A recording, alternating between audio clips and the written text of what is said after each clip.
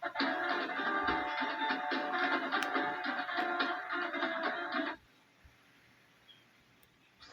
noong July 4, patuloy na hinahadya ng Ducado ang mga problema sa pisikal na kondisyon at performance matapos ang kanyang makasaysayang pagkakakampiyon sa US Open noong 2021 bilang isang teenager. Gayunpaman, muli nakilang kanyang anyo noong 2025 matapos umabot bago muling tapusin ng maaga ang kanyang season dahil sa mga physical issue. Nakatagdang harapin ni Ducado si Osaka sa kanyang unang laro mula Oktubre bilang bahagi ng kanyang paghahanda para sa Australian Open. Subalit ayon kay Britain team captain Phil Henman,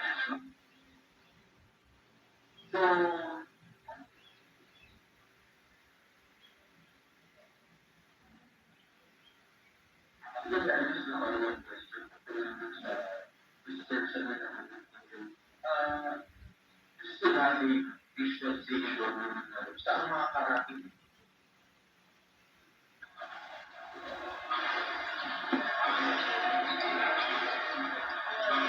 Denzel!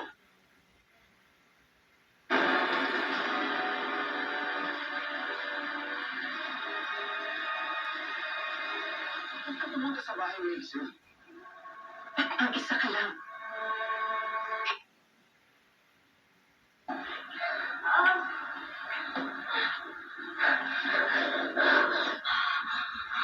Sino ba?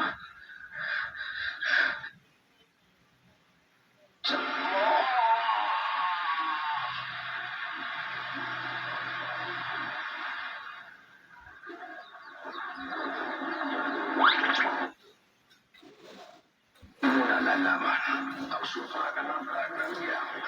Ito ay sapat. Pinatay ko si Joel. Okay.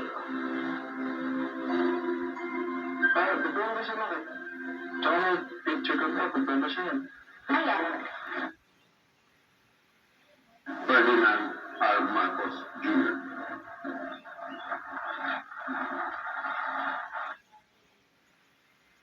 Ay kinakailangan po ng nasa mga 150 billion, 150 billion pesos na investment.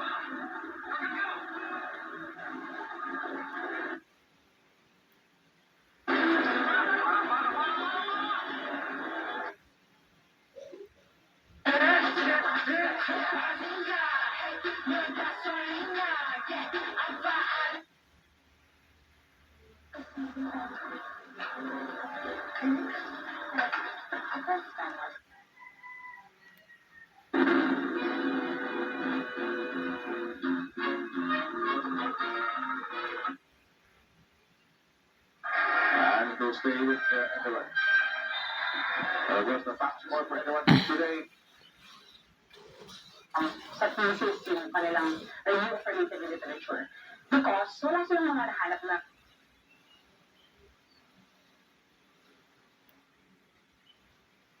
ang gusto pa rin nila sa ating mga kababayan ay masyado tayong smart, matalino. Sa Israel kasi, high technology na dun.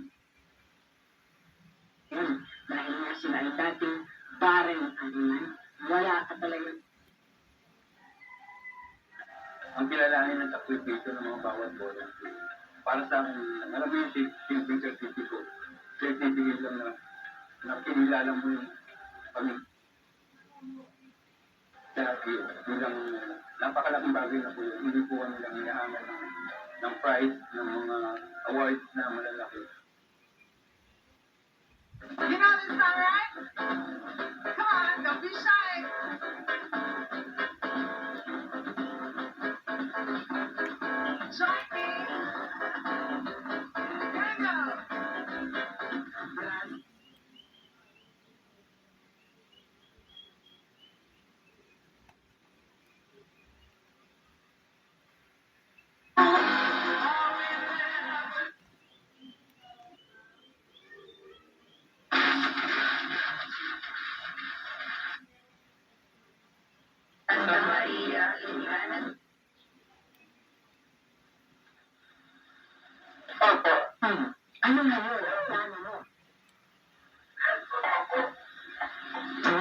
tingnan mo.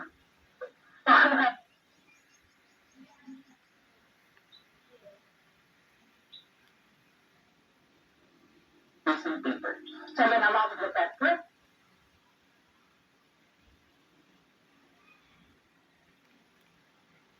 Where we have been a finance chair at sa ating Senate leadership.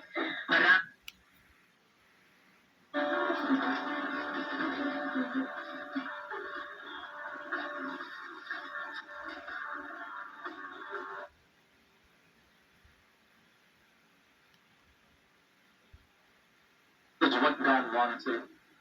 And He planned to do it through Christ. This book. A time came that all things in heaven and on earth, would be joined together. Alam mo ba kung bakit espesyal tayo mga Pilipino? Dahil may mga katangian tayo kadalba. Ang tunay na kahangahan. Dahil naman mga likas na matuloy. Guys, naglanin sila ano, oh. Ang respeto at pagkaya. Lola, Ano po? ang ako, salamat po sa mga biyaya. Ang salita